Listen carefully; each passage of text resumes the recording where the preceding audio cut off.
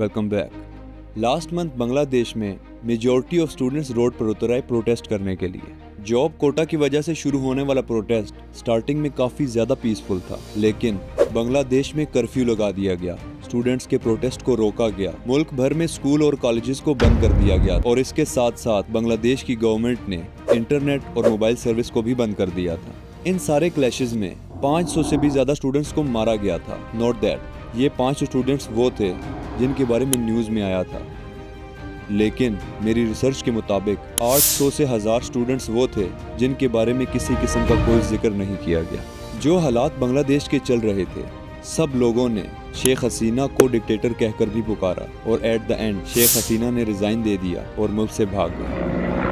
ये सारी सिचुएशन को देखते हुए एक सवाल जहन में आता है कि ये सब कैसे हो गया और क्यों हुआ। With in a month Bangladesh की सिचुएशन कहां से कहां पहुंच गई, स्टूडेंट्स रोड पर क्यों उतरे और बांग्लादेश की गवर्नमेंट ने इतने सख्त फैसले क्यों लिए, बारी बारी जानते हैं आज की वीडियो में। बांग्लादेश में जो स्टूडेंट्स की तरफ से प्रोटेस्ट हो रहे हैं, इन प्रोटेस्ट के पीछे सिर्फ एक ही रीजन है, वो है रिजर्वेशन। बांग्लादेश की यूथ प्रोटेस्ट कर रही है कोटा सिस्टम के खिलाफ। लेकिन ये कोटा सिस्टम क्या है और ये कब इन्वेंट हुआ था, इसके लिए आपको मेरे साथ जाना होगा आज से कई साल पीछे, 1971। जब बांग्लादेश पाकिस्तान से अलग हुआ था तो बांग्लादेश का पीएम बना था शेख मुजीबुर रहमान, और पार्टीशनिंग के दौरान जो लोग पाकिस्तान आर्मी के खिलाफ लड़े थे उनको शेख मुजीबुर रहमान की तरफ से एक टाइटल दिया गया था, फ्रीडम फाइटर्स।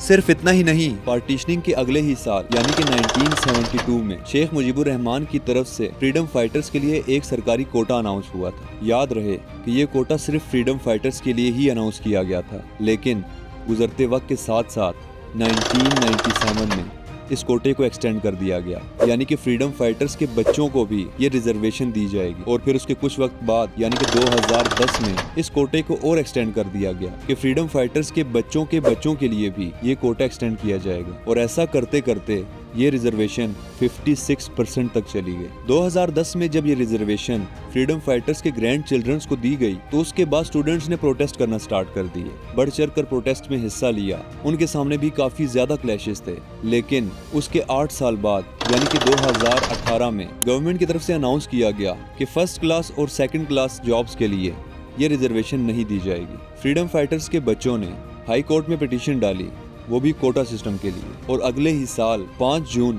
2024 को हाई कोर्ट की तरफ से फैसला आ गया कि पिटिशनर्स जो कह रहे हैं वो ठीक है और कोटा सिस्टम को दोबारा से अनाउंस किया गया। और मुल्क भर में जो प्रोटेस्ट हो रहे हैं वो इसी वजह से हो रहे हैं। प्रोटेस्ट करने वाले स्टूडेंट्स का ये कहना है कि जो कोटा है ये अनकॉन्स्टिट्यूशनल है। कॉन्स्टिट्यूशन में कहीं पर मेंशन नहीं है कि फ्रीडम फाइटर्स की अगली जनरेशन को भी ये कोटा दिया जाएगा। ये सारी बात जानने के बाद आप खुद सोचें कि स्टूडेंट्स के साथ किए जाने वाला जुल्म सही है या गलत। फ्रीडम फाइटर्स का तो समझ में आता है कि उन्होंने मुल्क के लिए कुर्बानियां दी, उन्होंने मुल्क के लिए जंगें लड़ी, उनको कोटा दिया जा सकता है, लेकिन उनके बच्चे दिस इज नॉट फेयर। जैसा कि मैंने बताया था कि ये प्रोटेस्ट स्टार्टिंग में काफी पीसफुल थे, लेकिन हालात तो तब खराब हुए जब पॉलिटिक्स ने इसमें इंटरफेयर किया।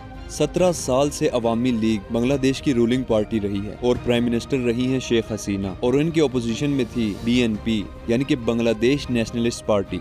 जब अपोजिशन भी स्टूडेंट्स की तरफ हो गई तो शेख हसीना ने काफी ज्यादा सख्त फैसले लिए। प्रोटेस्टर्स को रोकने के लिए 7000 मिलिट्री ट्रूप्स को बुलाया गया, टीयर गैस, रबर बुलेट्स और साउंड ग्रेनेड्स का भी इस्तेमाल किया गया। लेकिन बात तो तब और ज्यादा आगे बढ़ गई जब एक स्टूडेंट्स के सीने पर गोलियां मारकर उसको मार दिया गया, बेचारा हॉस्पिटल तक भी नहीं पहुंच सका।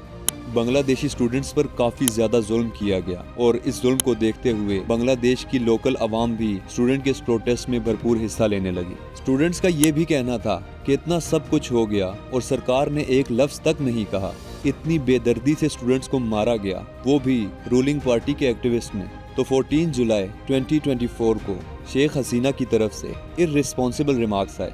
एक पीएम का ऐसे रिमार्क्स देना बिल्कुल सूट नहीं करता। और रिमार्क्स क्या थे मैं आपको बताता हूँ। उनका कहना था कि प्रोटेस्टर्स क्यों फ्रीडम फाइटर्स से इतनी नफरत करते हैं, और ये कोटा सिस्टम फ्रीडम फाइटर्स के बच्चों के लिए अनाउंस नहीं होगा तो क्या रजाकार्स के बच्चों के लिए अनाउंस होगा। ये जो स्टेटमेंट शेख हसीना ने दी थी काफी ज्यादा इलॉजिकल स्टेटमेंट। मतलब कि जब ये प्रोटेस्ट स्टार्ट हुआ था تو شیخ حسینہ نے اسٹوڈنٹس کو ٹیررسٹ بھی کہا تھا اور اس کے بعد 14 جولائی کو اسٹوڈنٹس کو رضاکار کہہ کر پکارا۔ 1971 سے پہلے بنگلہ دیش اور پاکستان ایک ہی اسٹیٹ تھی، لیکن جب پارٹیشننگ ہوئی کچھ لوگ پاکستان کے خلاف لڑے اور جو بقایا تھے جو پاکستان کو سپورٹ کرتے تھے انہیں اس وقت شیخ مجیب الرحمان نے رضاکار کہہ کر پکارا، جو کہ بنگلہ دیش میں پاکستان کو سپورٹ کرتے ہیں یا پھر پاکستان کی حمایت میں کوئی بات کرتے ہیں ان کو رضاکار کہا جاتا ہے۔ اور رضاکار کہنے کے بعد اسٹوڈنٹس پر کافی زیادہ ظلم کیا گیا، ان پر تشدد کیا گیا، ان کو جیلوں میں بند کر دیا گیا، لیکن اسٹوڈنٹ کا یہ پروٹیسٹ کسی طرح سے نہ رک سکا اور حالات کافی زیادہ بگڑ گئے۔ اتنے زیادہ بگڑ گئے کہ لوگوں نے شیخ حسینہ کے گھر پر دھاوا بول دی اور سچویشن جو تھی